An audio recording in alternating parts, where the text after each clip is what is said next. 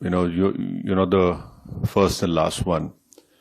And because of that concern, our government has sent us over here and various delegations comprising of all party members of parliament to different parts of the world, so that the world knows the threat which India has been facing from last so many years. And unfortunately, we have lost huge amount of human lives. Innocent people have been killed. And the fact of the matter is that this problem emanates from Pakistan only. Unless and until Pakistan stops promoting, aiding, sponsoring all these terrorist groups, this issue will not go away. And India has exercised utmost restraint in dealing with this problem. Because if you see on the 9th or 10th of May, when Pakistan unleashed whatever it had, no amount of damage happened in the mainland India. Yes, in the Poonch area, we know what has happened. But the air defense system, what has been said by the government in the media is that all our technology, all our warfare was able to stop whatever was thrown from a failed state like Pakistan.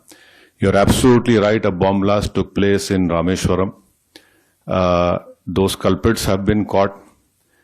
And let me also remind you that the 26/11 incident which took place in Mumbai, Ajmal Kasab was caught.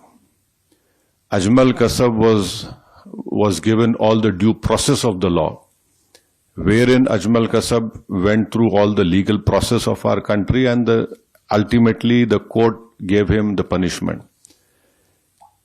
Even after that, the Indian investigators gave all the evidences which was required to the Pakistani government.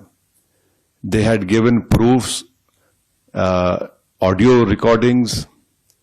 And can you believe at that time when this 26/11 incident took place, the Pakistan foreign minister was in India.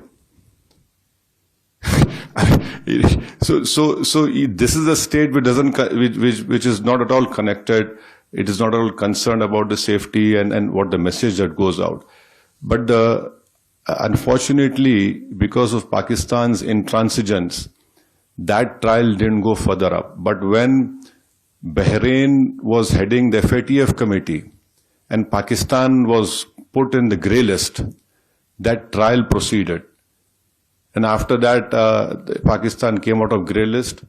And unfortunately, those people were convicted only in money laundering, not in terrorist charges. And there was a UN designated terrorist called Zakiur Rahman Lakhvi.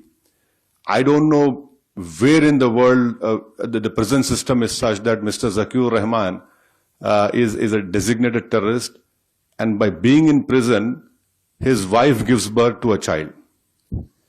Now this is what Pakistan's legal system or the support of the state is concerned.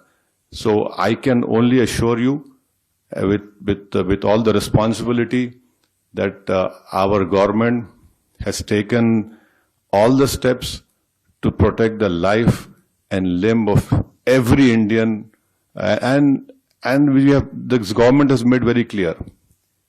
Next time you take up this misadventure, it will be beyond what they are expecting. People were killed. So now I think there is unanimity in our country, irrespective of whatever political affiliations we belong to.